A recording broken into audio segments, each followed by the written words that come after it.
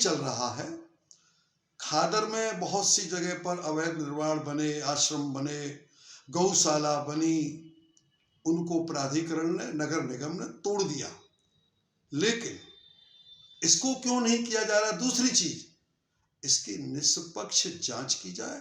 जो महिलाएं रह रही हैं 90% वो बंगला की हैं, बांग्लादेश की हैं, बंगाल की हैं, क्योंकि उनको आज़ादी मिली हुई है। वो हर जगह पूरे मथुरा जिले में भिक्षा करने जाती हैं और फिर आ जाती हैं।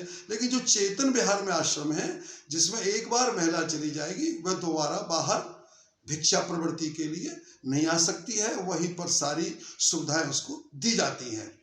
तो हमारा ये कहना है, यदि ये भ्रष्टाचार में लिप्त है और ये जो आश्रम अवैध तरीका से बनाया जा रहा है, तो प्राधिकरण, जिला प्रशासन संज्ञान में ले और इसको रुकवाए और इसकी निष्पक्ष जांच करके कार्रवाई की जाए, ताकि इस ब्रज की, वृंदावन धाम की संस्कृति, धर्म की आस्था समाप्त न हो। क्योंकि बाहर के लोग आकर के न मालूम क्या क्या यहाँ पर करते हैं, और नाम किसका होता है? वृंदावन का।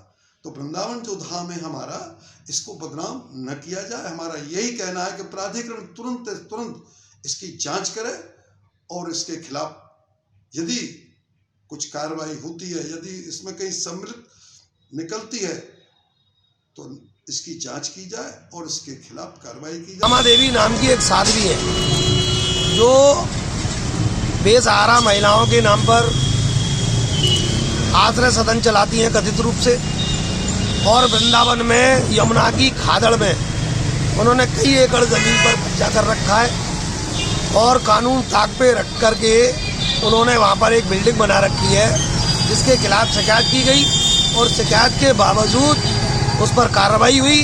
कार्रवाई में विकास प्राधिकरण ने उनको 24/12/2022 को एक सूचना दी, लिखित लेटर दिया, पत्र दिया, और उन्होंने कहा कि आप अपने अतिक्रमण को यहाँ से हटा लीजिए। अगर आपने अतिक्रमण को नहीं हटाया तो मथुरा वृंदावन विकास प्राधिकरण के द्वारा उक्त अवैध कब्जे को धराशायी कर दिया जाएगा। लेकिन 3 नोटिस जारी हो चुके हैं, जहाँ तक मुझे जानकारी है। 3 नोटिस जारी होने के बाद भी जो साध्वी है श्यामा देवी जी, जिनका आश्रम है राजपुर में, राजपुर रोड पर नील माधव कृपा आश्रम के सामने, उन्होंने अभी तक वो अवैध कब्जा वहाँ से नहीं हटाया है। अब तो ऐसा लगने लगा है, क्योंकि 2023 शुरू हो गई और 24 तारीख अब आने वाली है, 2 माह हो रहे हैं, 3 माह में 3 नोटिस चले गए और विकास प्राधिकरण के भी अधिकारी कर्मचारी कुछ काम नहीं कर रहे हैं, उस अवैध कब्जे को धराशायी नहीं कर रहे हैं। तो यहाँ भी मुझे ऐसा लगता है भ्रष्टाचार की बू आ रही है, और इसके खिलाफ मैं अखिल भारतीय समता फाउंडेशन की ओर से खादड़ की ज़मीन पर अवैध रूप से कानून ताक पर रखकर बनाए गए उस भवन को, उस आश्रय सदन को, जबकि देखने वाली बात यह है, सोचने वाली बात यह है कि सरकार के द्वारा भी वृंदावन में, चैतन्य विहार में बेसहारा महिलाओं के लिए, बूढ़ी महिलाओं के लिए, विधवा महिलाओं के लिए आश्रय सदन पहले से संचालित है। वो खाली पड़े हुए, पता नहीं कहाँ से इन लोगों के पास धन आ रहा है, पता नहीं कौन लोग इनके धर्म के नाम पर इन पर पैसा दे रहे हैं। इनकी संपत्ति की जांच होनी चाहिए। जो साध्वी है श्यामा देवी जी, वो 10 साल पहले उनकी स्थिति क्या थी, आज उनकी स्थिति क्या है, हजारों महिलाओं को खाना कहाँ से खिला रही हैं, उनकी संपत्ति की जांच होनी चाहिए। और उन जो विकास प्राधिकरण के लोग अभी तक उसे धराशायी नहीं कर पाए, उनके खिलाफ हम कार्रवाई करेंगे, और ये कार्रवाई लिखित रूप से होगी। सोमवार को हमारा एक प्रतिनिधिमंडल विकास प्राधिकरण मथुरा वृंदावन को मिलेगा, और हम क्योंकि मैं आपको बताना चाह रहा हूँ कि सरकार का भी दोहरा चरित्र सामने आता है। इससे सरकार का चरित्र कैसे सामने आता है?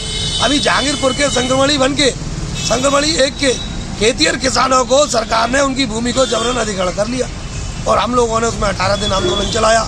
सरकार को तथ्यात्मक तरीके से हमारी बात माननी पड़ी, और उन किसानों को दूसरी जगह उसी खतरे के अंदर, उसी घाटा के अंदर उनको ज़मीनें दी गई हैं और उनको कब्जे कराए जा रहे हैं। तो हमारा आपसे निवेदन है, जब सरकार श्रेणी 6, श्रेणी 9 खादड़ की, रेत की ज़मीनों पर कोई निर्माण नहीं करती है और कानूनी रूप से होता भी नहीं है, तो ये लोग भवन बना कर क्यों बैठे हुए, और नोटिस देने के बावजूद ये क्यों नहीं तोड़े जा रहे हैं? हम इसके खिलाफ कार्रवाई करेंगे और जांच करवाएंगे, क्योंकि मुझे इसमें भ्रष्टाचार की बू आ रही है। विकास प्राधिकरण के अधिकारी, जिला प्रशासन के अधिकारी उस साध्वी के साथ मिलकर के कोई खेल खेल रहे हैं, जिसके खिलाफ क्या मानते हैं नेताजी, ये जो सरकार है गरीब के ऊपर हावी है, धन्ना सेठ के ऊपर हावी नहीं है? देख नहीं रहे आप, जहांगीरपुर के किसानों को बेदखल कर दिया गया। कानपुर में अभी घटना हुई है, उसमें आपने देखा ही है, लोगों के मकानों को तोड़ा जा रहा है। आदमी अपनी पूरी जीवन की पूंजी लगा करके काम कराता है, अपने मकान बनाता है, भवन बनाता है, उनको हटा दिया जाता है। सड़क पर से फुटपाथ के नाम पर, अतिक्रमण के नाम पर फुटपाथियों को हटा दिया जाता है, ढकेल वालों को हटा दिया जाता है। नौझील का प्रकरण आप देख रहे हैं, प्रदेश में समय समय पर पूरे देश में इस तरीके की कार्रवाई होती है जो गलत भी है, लेकिन पूंजीपतियों के खिलाफ कभी कोई कार्रवाई नहीं होती।